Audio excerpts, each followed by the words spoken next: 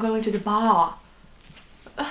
In it, London. I heard the accent and I was just like, in it. Oh my god, in it, in it, in it. Hello guys and welcome on my channel where we talk about everything, starting from fashion, finishing with masturbation and many other things in between. But today we're gonna talk about London, because if you follow me for a while, you know that I'm living in London right now, and if you don't follow me, please do by subscribing to the channel and supporting my family. I will be very grateful if you do so. So, I'm living in London for 6 months, but I used to live here for 6 months more or less as well, 1.5 years ago. Then I moved to Barcelona and then I came back to London. And I genuinely think London is a great, vibrant, huge city with endless possibilities, diversity and endless things to do. There are still some cons of living in this city, which I'm going to share with you today. The first con of living in London is accent. And as I think London accent is not as bad as any other parts of England, it's still really tough, especially for a girl like me who used to grow up with Kardashians and all the MTVs. So basically only American language, and Canadian is also quite easy for me to understand. I also travel in Australia, so that's something I also was easier for me to understand. And then I moved to London, I heard the accent and I was just like, oh my god. Sometimes they're using such a weird words that you never genuinely heard before. The language is so complicated. I feel like it's overcomplicated to sound so smart and so intelligent, which I don't really see a point of it. I mean, don't get me wrong, I understand it's beautiful, it has tradition and everything, but it's actually really hard to understand, especially when I have friends who are like very British. It's genuinely really hard. Also, London itself has a massive accent. Depending also on like what kind of group of people you are around with, they will have their different accent using these different weird words like in it, or you know, it's just weird, okay? And sometimes it's just difficult to understand. Like, I don't understand why you cannot say I'm going to the bar. Why you have to say I'm going to the bar? Ugh. The second thing is accommodation. Guys, prices of houses, apartments, rooms in this city are... I don't even have words. It's just too much, okay? For the conditions that you're actually living in, like the houses here are so old. Like, I am from Poland, I'm from center of Europe, alright, but let's see, Eastern Europe as well. And like the standard of living in my country is so higher than the standard of people who lives here. Sometimes I don't really understand, like, why do you have a sink and then you have to separate hot water and separate cold water, and then what you can do, you can mix it with your hands.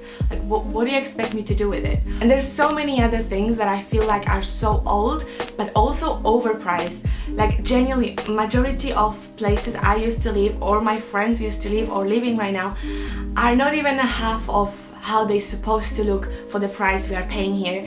The prices here are starting for, like, I'll say 500 to 600 per room, and if you're paying 500 or 600, you're probably living in an area like zone 3 or zone 4, which is quite far to the center. And if you want to live in a center and you want to live in a nice condition, man, I don't even know how much money you have to earn, but you probably have to be a CEO of some company. And it's also the same with the transportation. The transportation here is horrible. I mean, okay, the train will get you whatever you want and it will get you more or less on time. I mean, there are some delays, obviously, but they are not massive. And they are happening once every few days or once every week, so it's okay. But the price, I am a student right now and I'm paying £113 for my travel card for a month. It's so much. Considering that I am a student and I have a discount, if I wouldn't have a discount, there will be over £160 for a month. And if you don't want to buy a travel card, I think it's around £250 per just one road, which I feel like it's horribly expensive, considering the fact that in Barcelona the condition of trains are so much better. The trains are way bigger, they have air condition, and the standard of it is just so much better. In London Underground we have mouses, we have rats, we have zero air condition, we have everything there. We have homeless people, we have it's just disgusting, but we all use it because what else we can do? right? Number 3, which I feel like it won't be shocking for anyone, is weather. And as I feel like when I used to live in Barcelona, the weather was great, but also I was a little bit tired of this constant heat there or rain, because there was like no between. It was either very hot and very dry, or it was raining. Here, well, here is a little bit different, right? Here it's raining a lot, and as I feel like spring and summer are not that bad, they're quite bearable, but fall and winter is just horrible. It's raining all the time and you have to have umbrella with you non-stop, and people are just like pushing you with the umbrella, and then you're pushing them with your umbrella, your shoes are wet, and it's constantly dark and it's windy, and it's not cute, but in the same time it's alright. I mean, there's no snow, but it's okay. Weather is a very sensitive subject because everyone likes to deal with different weather, and when it's too hot people complain there's too hot, and when it's too cold people are complaining there's too hot, and when it's rain people are complaining about rain, but then you have Australia where there's no rain and they need the rain and we have too much rain here, so you know. Number 4 is especially for all the foreign people who are trying to move to London or are living in London already, and it's bureaucracy. This is a word, bureaucracy? You know, just papers and all the legal stuff. It's very hard because when you're coming from abroad, the system that you were raised with is completely different than the system here in UK. Here everything is about filling forms and calling and booking appointments. It's just so different. In my country you can just go somewhere and be like, hey, I want to book the place here, and they will be like, yeah, sure. But here it's a little bit different, it's more official and it's more complicated. I have a friend who mistakenly just filled the wrong form for a student loan, and they didn't even inform her about that for over 6 months. And I feel like this is so British that you call in there and you'll be like, hey, I don't receive this and this and this, and they will be like, yeah, it's fine, you just need to wait, and then it turns out that something was wrong but no one even told you about it, and it happens to me a lot. But obviously this is something that you need to get used to. This is a different country and they have different ways of doing stuff. Number 5 is sweet Brexit. I remember the first time when I moved to London and everyone was already talking about Brexit, and I was quite scared, like what's gonna happen, but then I knew that I'm not gonna be living here for long. Now I know that I'm gonna be living here for a long time, so it's a little bit scary, although I feel like it takes so long and it's just, nah, I don't know, this is just a bullshit and it's a major joke. I still have European passport, so I can move to Italy, Spain, Greece, Croatia and many other countries, so I think I'll be fine. Prices in this city are so high. Everything is so expensive. Genuinely, everything is so expensive. If you want to go to a supermarket, you will pay a lot. If you want to go to a beautician, you're gonna pay a lot. You're gonna do your nails, you're gonna pay a lot. And you're gonna pay probably more than you will pay in a different UK city. Although since I travel a lot, I feel like the prices are still quite reasonable. Comparing to the money you are earning, I feel like it's still alright, and you still can save a lot and you still are able to travel even though if you are earning the minimum wage salary. So that is alright, but still, if you are thinking about traveling to London, you need to know that you're gonna probably spend way more than you are planning to spend. And speaking about prices, this is something that annoys me so much, because usually the flights from London to any other places are really cheap. Like you can find really good deals for like £10 or £15, but then you have to go to the airport, and then you're ending up spending £25 for just going to the airport and coming back. So the road to an airport and back is actually 2 times more expensive than your flight tickets. So I know, London, that you feel like your trains are great, but your trains, believe me, are not great.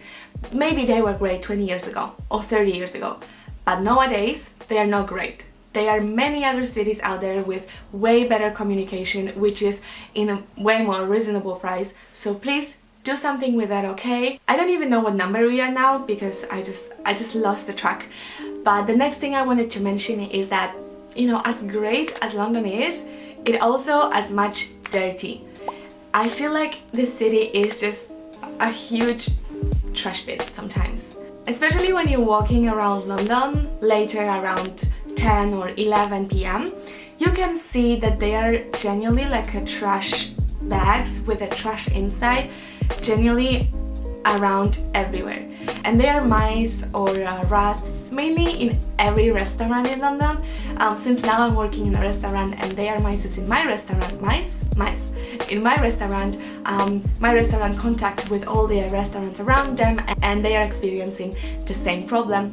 So generally speaking, London is quite dirty and it's quite like dodgy and loud, and it's like full of homeless people, weird people, and it's scary sometimes. It is scary. People are like stabbing themselves, killing themselves, and it's just scary sometimes to just go home, because there are so many weirdos out there who are like trying to talk to you or, you know, sell you drugs or stuff like that. It's like so far away from the hometown I grew up with, but it's bearable. I mean, as long as you live in a quite safe area, you should be fine. But I don't feel like it's only problem of London. I feel like it's a problem of all the big cities out there, such as New York or, you know, LA or stuff like that. The next one is distance. London is huge, it's massive, it's just like a freaking country, you know? It's so large. From me sitting here right now to go to visit my friend will be 1 hour and 10 minutes. 1 hour and 10 minutes. It's like going from my hometown to Warsaw, basically, which is like crossing half of the country. Not maybe half of the country, but you know, like a large portion of a country. London is massive, and as I am usually going around zone 1, 2 and 3 because I'm living in zone 3, but it's the farther I'm going, there is zone 4, zone 5, zone 6, zone 7, zone 8 and zone 9. Zone 9. And also the distance is so large that you're actually giving up on walking, which is something I really love to do. I love walking, and in my hometown or in Barcelona I was walking everywhere and I was walking a lot. But in here I just cannot walk because everywhere is so far that I cannot walk there physically. So I'm ending up taking the trains and sweating and just like pushing all the people and but what you can do. And that's it for today's video. I hope you guys like it. Obviously, I love London, I love living here, and I will probably won't move from this city for a long time, or maybe never. I don't know.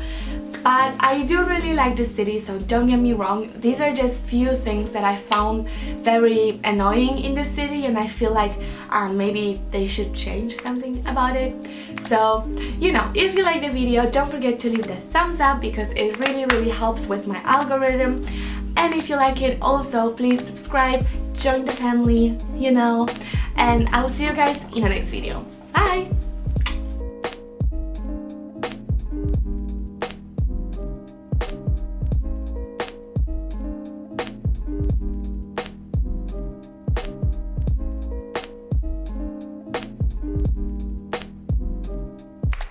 Thank you.